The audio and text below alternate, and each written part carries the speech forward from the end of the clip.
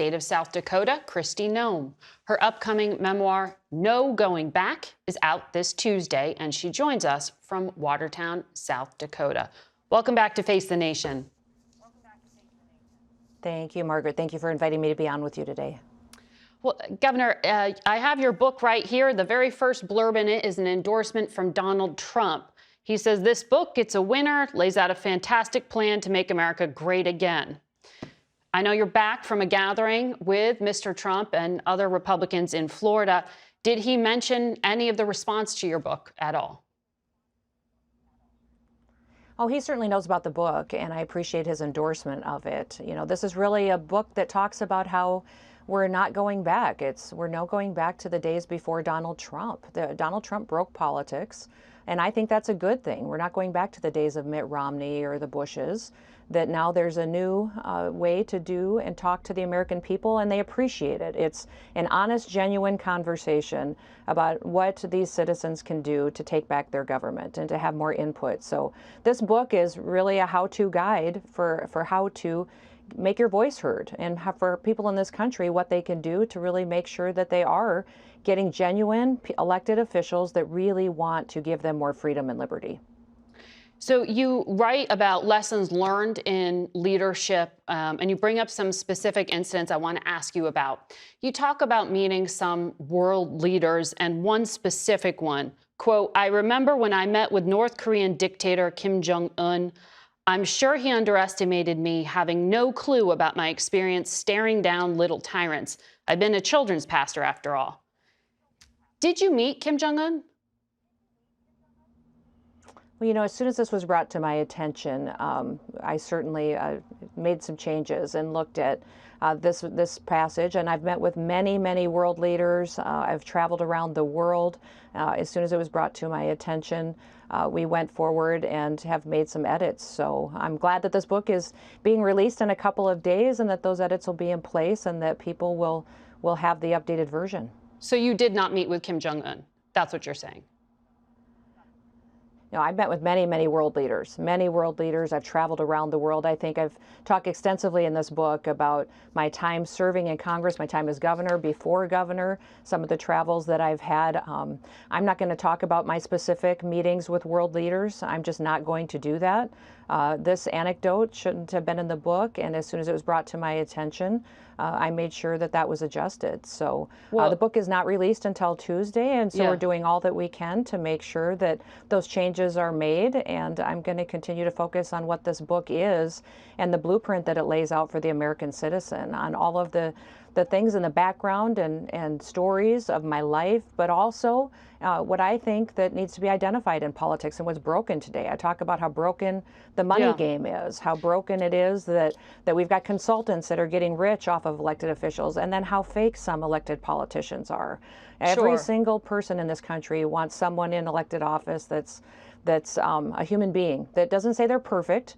I take responsibility for that being in the book, and as soon as it was brought to my attention, I asked for it to be changed. So I'm glad that the release date is in a couple of days, and we're excited to talk to America about my new book, No Going Back. So you talk about your time in the Armed Services Committee from 2013 to 2015. In that period of time, the leader of South Korea was a female president. I'm wondering, who is it that you confused Kim Jong-un with? Well, I think you need to remember, Margaret, and everybody needs to remember, that I've worked on ag policy and federal policy for over 30 years. My time in serving and making policies in this country has been extensive and covered decades. Right, but you never went to North Korea. I make no specifics in this book. I talk about the fact that, yes, I have. I've been there. So you went to North Korea? You went to the DMZ, and there are details in this book that talk about going to the DMZ and specifics that I'm willing to share. There's some specifics I'm not willing to share with you. I've traveled the world, and I've visited with world leaders, and some of that is referenced in the book, and this anecdote is something that, when it was brought to my attention, we made some changes, and when the book's released, we'll do all that we can to see that is reflected. Okay. Well, I'm asking about that specifically because you made the point to bring him up twice, and that he was a little tyrant. Do you have a question for me, Margaret? Yes, I do. South Korea is a treaty ally. North Korea is a nuclear-armed adversary. So that's a pretty big thing to confuse. I know you read I'm this sorry. book before it was published because you released video of your recording of the audiobook. You didn't catch these errors when you were recording it? Oh, Margaret, as soon as it was brought to my attention, I took action to make sure that it was reflected. And listen, this is what is so discouraging about politics and the media today, is that we have the White House that just recently came out and confirmed that President Joe Biden has misspoken, has made mistakes, has even outright lied over close to 150 times just this year, and you've done nothing to question him on any of that. And you're talking about a book that hasn't been released yet, that's been corrected before it's been released, and you haven't said one thing about Joe Biden saying that he was in prison with Nelson Mandela, that he started the civil rights movement. That if I had an interview with Joe Biden, who I've asked for multiple times, I will definitely ask him about his record, but I'm asking you about your book here, which we have. I'm just asking for why am I being treated differently than every other person that you've interviewed? I've looked at your last several weeks of your interviews. You don't interrupt other people. You let them talk. Thank you for inviting me to have this conversation about this book.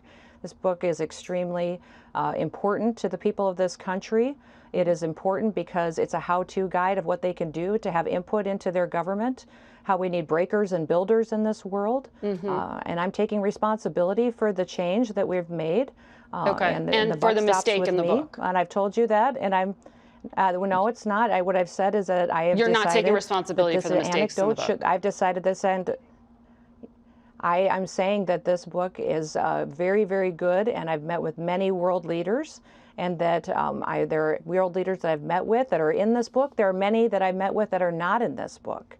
And this is an anecdote that I asked to have removed because I think it's appropriate at this point in time. But I'm not going to talk to you about those personal meetings that I've had with world leaders. I'm just not going to have that conversation because I think it's important.